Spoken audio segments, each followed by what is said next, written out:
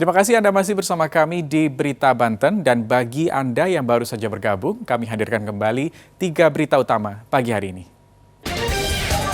Komplotan perampok tembak warga saat kepergok mencuri mobil.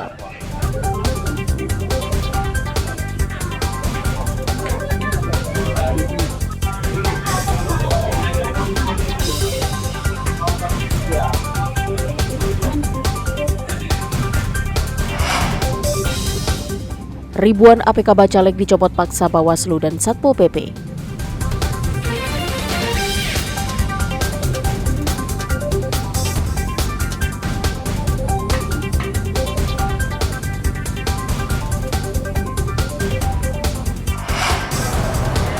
Timnas U17 berhasil tiba di Bandara Soekarno-Hatta.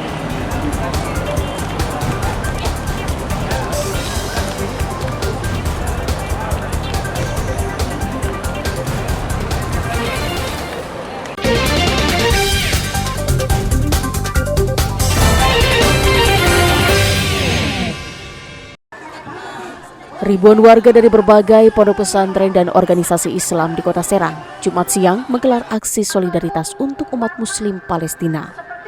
Dalam aksi tersebut, ribuan massa mengajak umat Muslim di Kota Serang memboikot produk Amerika dan Israel.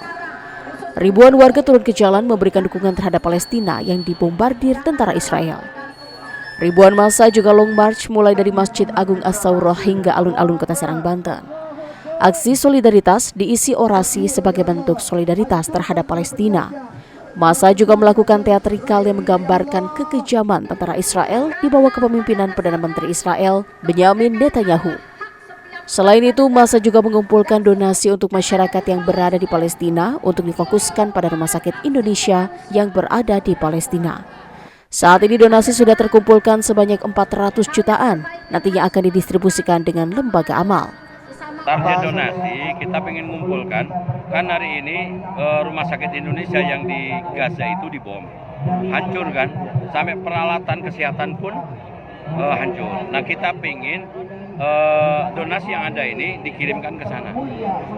Setidaknya walaupun nggak bisa mengcover semua, bisa membantu, entah itu beli dipannya, entah beli obat-obatannya deh.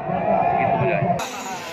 Selain di Kota Serang, ratusan warga Pandeglang yang mengatasnamakan gerakan kolaborasi bela Palestina melakukan aksi bela Palestina dengan berjalan sambil membawa bendera Palestina dan Indonesia di alun-alun Kota Pandeglang.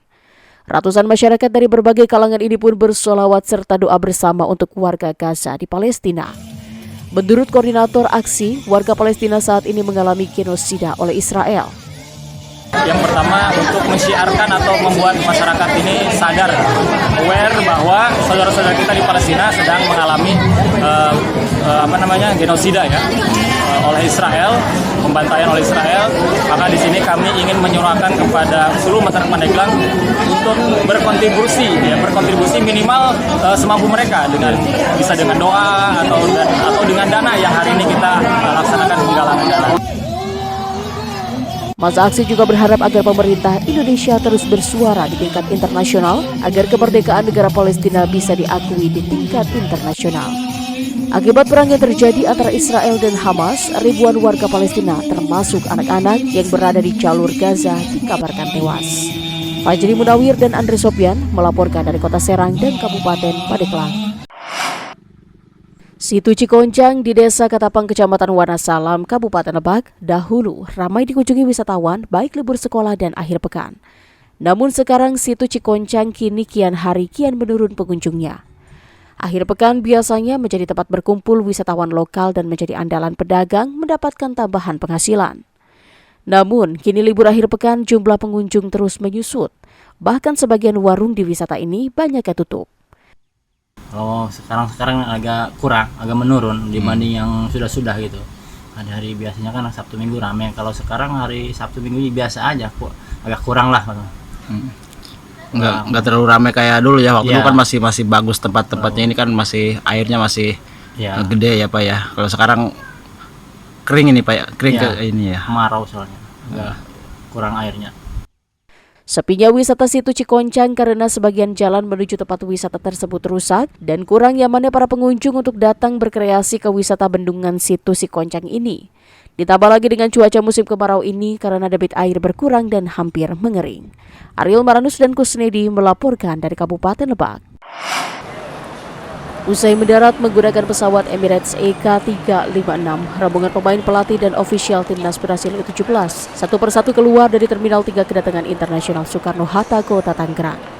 Brasil mudah memastikan tiket Piala Dunia 2023 di Indonesia setelah berhasil menjuarai CONMEBOL Sudamericano U17 2023 tanpa terkalahkan, sehingga yang paling diunggulkan berada di grup C bersama Kaledonia Baru, Iran, dan Inggris, dan akan mulai bertanding di Jakarta International Stadium 11 November 2023 mendatang.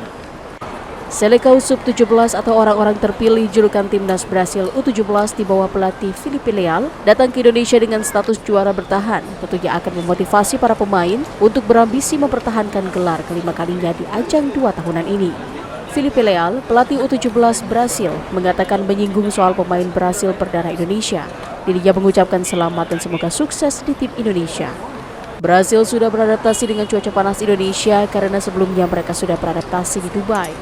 Brasil sebagai juara bertahan, namun tidak menganggap tim lain diremehkan, namun pertandingan di Piala Dunia ini tetap harus diwaspadai.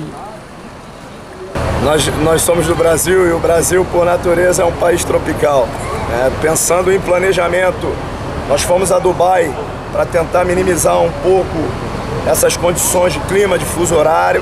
Entendo que conseguimos atingir o nosso primeiro objetivo de adaptação e que mais importante do que isso é que a gente possa absorver a energia do povo da Indonésia, e fazer com que ele nos ajude também a caminhar rumo aos nossos objetivos.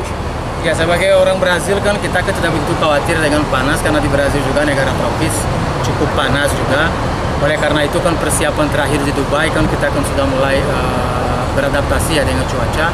Saya pikir kan tidak ada masalah untuk itu dan Brazil akan datang, mudah-mudahan dengan euforia ini kan bisa membuat pemain-pemain kan keluarkan semua kemampuannya dengan permainan yang terbaik.